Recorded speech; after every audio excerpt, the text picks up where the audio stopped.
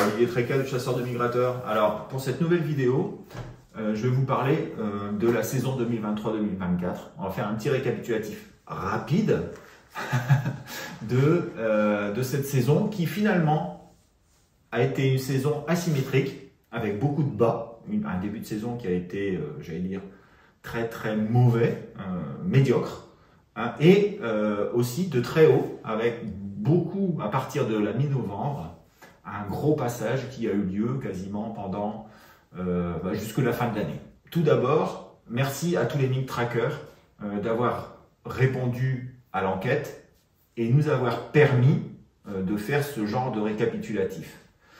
Il y a près de 14 000 enregistrements cette saison 2023-2024. C'est à peu près la même chose que l'année dernière. Et on a environ 1500 personnes qui nous ont répondu pour 15 000 enregistrements. Donc ça veut dire en moyenne 10 enregistrements par personne et aussi en moyenne entre 70 et 80 enregistrements par jour de chasse. Donc ça commence à être représentatif statistiquement.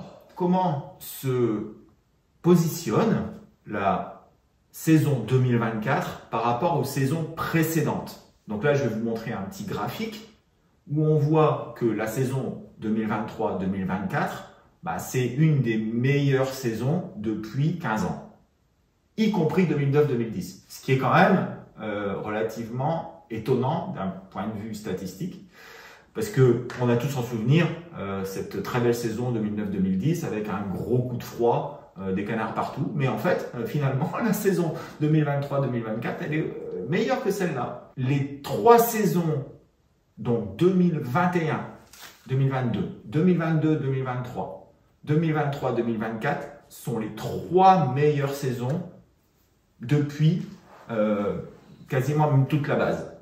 Donc ça veut dire qu'on a une tendance qui est forte à une augmentation du nombre de pauses en moyenne sur l'année au cours des 3 dernières années.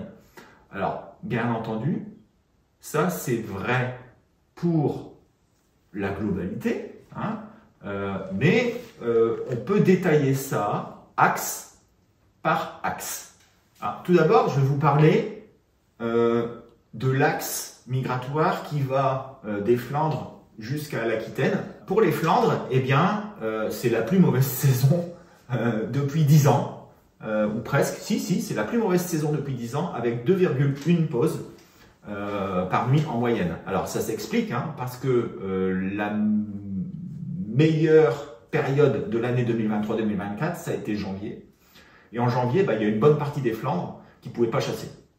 Donc en fait, ça fait baisser mécaniquement la moyenne. Mais on a quand même une tendance plutôt baissière, hein, sur cette zone. C'est une zone qui est encore très bonne pour aller chasser le gibier d'eau, évidemment. On est au-dessus de la moyenne nationale, mais c'est plutôt une tendance à la baisse. Quand on regarde la zone qui est juste en dessous, la zone Manche-Est, donc c'est de Boulogne à la baie de Seine inclus, là on est plutôt sur une très bonne dynamique, avec les 3 dernières années qui sont les meilleures années depuis 10 ans. Hein. Tendance à l'augmentation. Pour la Manche-Ouest, c'est un petit peu la même chose. Donc la Manche Ouest, c'est entre la Manche, le Mont Saint-Michel et les Côtes d'Armor. On a 3 bonnes années, c'est plutôt stable, mais on a eu des meilleures années en début de il y a 10 ans. Et donc, on va dire que c'est vraiment 3 saisons, et même la saison 2023-2024, qui a été relativement bonne, moyenne. Si on parle de la basse Normandie, eh bien, c'est à peu près la même chose que pour la haute Normandie, j'allais dire. Donc, de la Touques à la BDV, c'est aussi très stable, avec une petite tendance à l'augmentation sur les 3 dernières années. Par exemple, on passe sur les 3 dernières années de 1,6, 1,7 à 2, hein, pour la saison 2023-2024. Alors, il y a eu des meilleures années en début de période, mais on peut dire que c'est quand même une bonne saison. Pour la façade atlantique, hein, c'est une zone qui va du Finistère jusque la Seudre, eh bien, c'est une période très faste, avec les 4 dernières années qui sont les 4 meilleures années depuis 10 ans.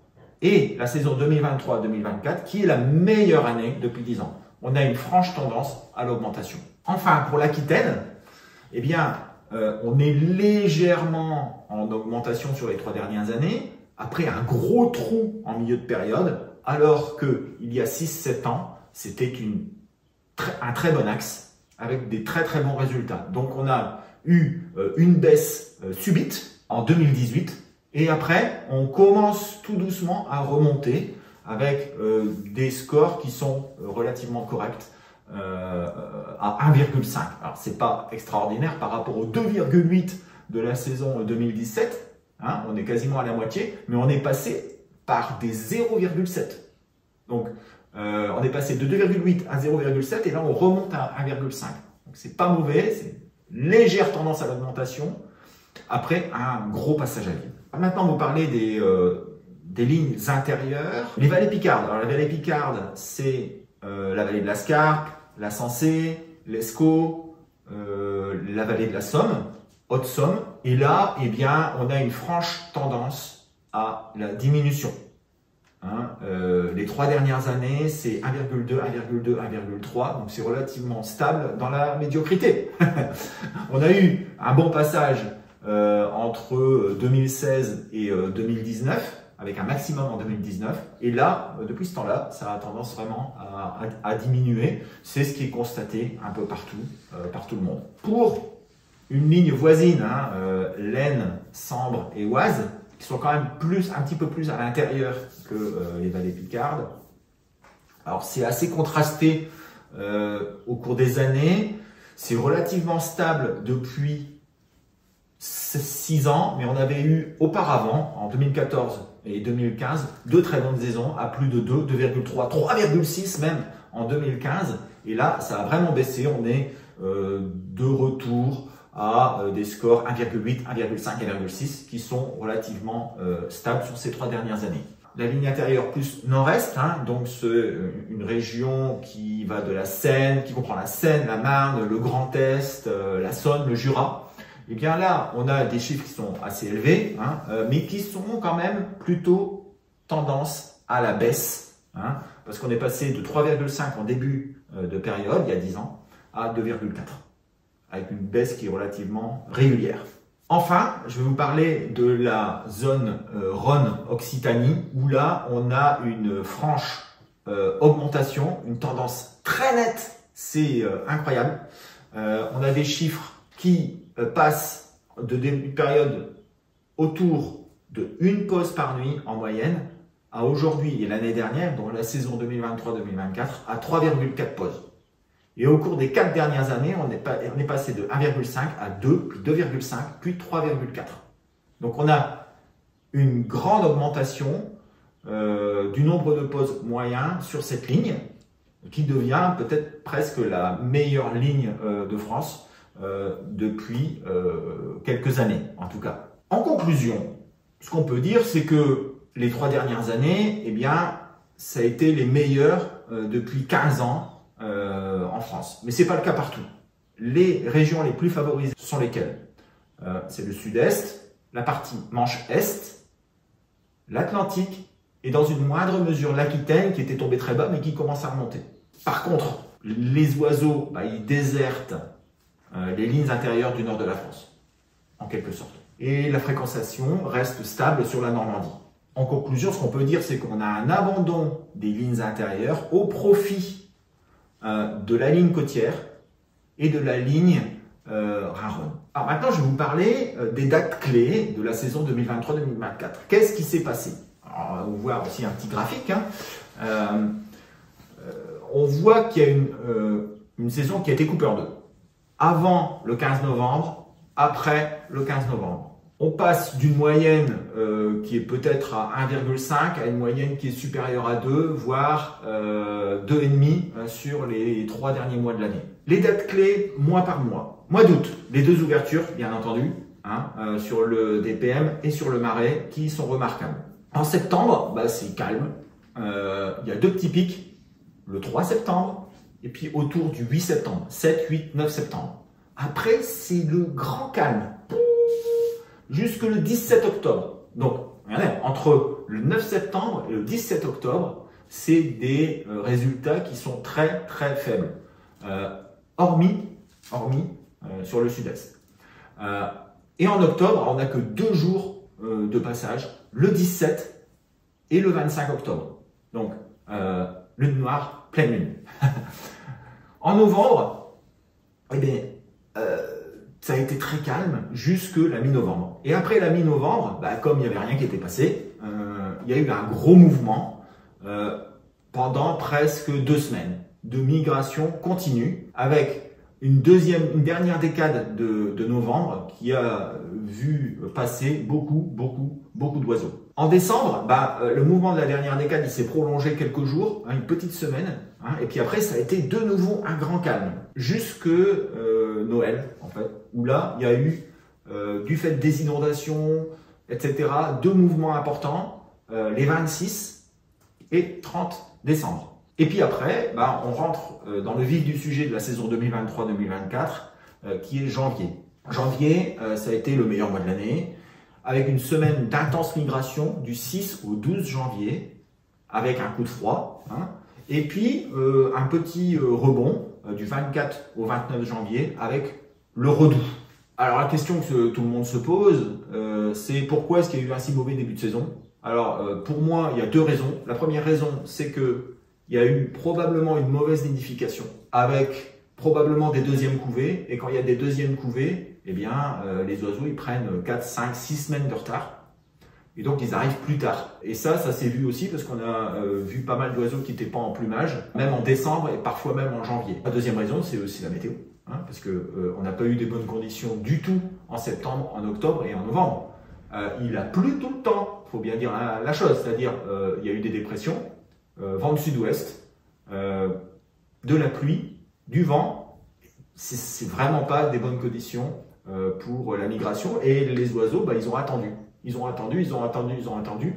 À la première, vraiment, en bonne condition, ils sont partis.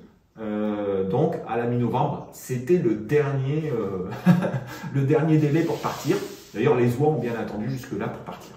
Cette saison, on a vu qu'elle était scindée en 2 parties, j'allais dire donc le passage d'été, passage d'automne. C'est à peu près vrai partout. À l'intérieur des terres, le passage de novembre, le passage de janvier. Sur les côtes de la Manche, janvier, donc 7, 9 janvier, et puis le passage de novembre en 2e. Sur la façade atlantique, le passage de novembre, et puis une date, le 26 décembre, avec je pense, des oiseaux qui ont été chassés d'Angleterre par la tempête. Et dans le sud-est du pays, c'est différent. C'est l'ouverture au marais, donc 21 août, la fin du mouvement de novembre, ce qui est assez logique, parce que les oiseaux, ils arrivent en dernier par là, et la mi-septembre, pas du tout marqué dans les autres régions. Ça veut dire que probablement que la nidification a eu lieu de manière meilleure sur l'est de la zone, l'est de l'Europe, ce qui fait que le sud-est a peut-être pu en profiter plus tôt. Après, c'est à peu près la même chose pour le mouvement de janvier. Lui, il a surtout été ressenti sur la façade atlantique, en particulier sur la partie nord de la façade atlantique. Ce qui est logique, parce qu'on est en janvier. Les oiseaux ne vont pas faire 1000 km en janvier. Ils décalent simplement de zones d'hivernage en fonction des conditions climatiques. Et donc, comme ils sont cantonnés sur leur hivernage en Angleterre et sur le Benelux, ils partent et ils se retrouvent au sud, sur les côtes de la Manche. Et c'est logiquement cet endroit qui en profite le plus. En conclusion, ce qu'on peut dire, c'est que malgré une saison assez humide, parce qu'il a plu vraiment beaucoup, surtout à partir d'octobre, la fréquentation des différents axes sur l'année 2023-2024, elle suit la tendance des 3-4 dernières années. C'est-à-dire que les régions côtières sont favorisées, le sud-est est favorisé. Et ce qu'on peut constater aussi, c'est que ce sont les régions avec le plus de réserves qui sont aussi les plus favorisées. Le sud-est avec la Camargue et les régions côtières avec toutes les réserves qui sont sur le littoral, toutes les réserves qui sont sur la Manche, etc. Ailleurs, eh ben, là où il n'y a pas de réserve, ce sont des mouvements brefs, intenses, mais qui sont sans lendemain du fait qu'il n'y ait pas de bonnes conditions pour le stationnement. Donc la tranquillité, la nourriture et l'absence de prédation. Au niveau des espèces, eh bien, ce qu'on peut retenir, c'est que la sarcelle d'hiver est en baisse sur l'année 2023-2024. On a eu sur les 2 saisons précédentes de l'ordre de 50% de sarcelle d'hiver dans les observations. Là, on passe à 40%. Donc, on a une baisse importante de la fréquentation des sarcelles d'hiver, qui reste quand même le canard numéro 1. Et la tendance, c'est que le canard numéro 2 reste encore le souchet. Le souchet, on le voit d'août à janvier, tout le temps, un peu comme la sarcelle d'hiver. C'est devenu le canard numéro 2 en France. Le canard numéro 3, c'est le colvert, et le canard numéro 4, c'est le siffleur. Alors le siffleur était numéro 2, il passe numéro 4, parce que, pourquoi? Parce qu'on n'a pas de bonnes conditions hivernales, on n'a pas de zones en réserve qui sont assez importantes, et donc, je vais en parler plus loin, mais les effectifs de siffleurs en hivernage en France, c'est 2% de la population mondiale. C'est ridicule.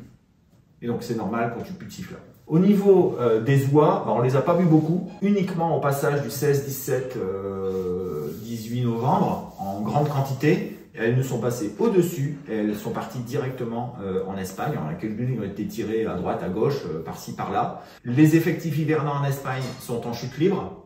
Donc forcément, elles ne nous passent plus dessus.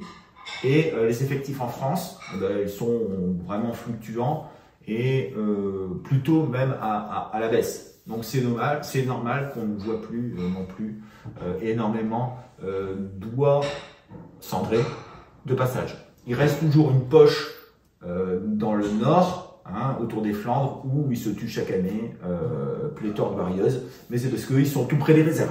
Voilà. Tout simplement. Les espèces. On va continuer et je vais vous montrer un petit graphique qui est très intéressant. C'est-à-dire que la sarcelle d'hiver, le souchet, eh bien, ce sont les 2 espèces qui ont un effectif hivernant en France qui est le plus important. Et on a le seul canard qui a son effectif qui hiverne en France qui augmente, c'est le souchet.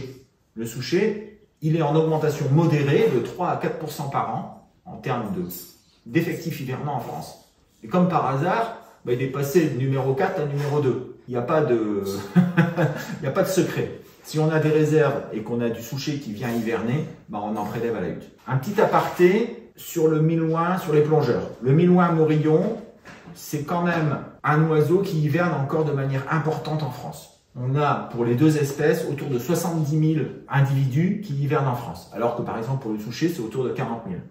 Or, le souchet, on en tue beaucoup plus que du milouin et du morillon. Ça veut dire quoi? Ça veut dire que probablement les effectifs hivernants se décalent plus vers l'est du pays, là où il y a des grandes balassières, il y a les grands étangs, en Camargue, en Corse, qui est le premier endroit où les milouins hivernent aujourd'hui en France.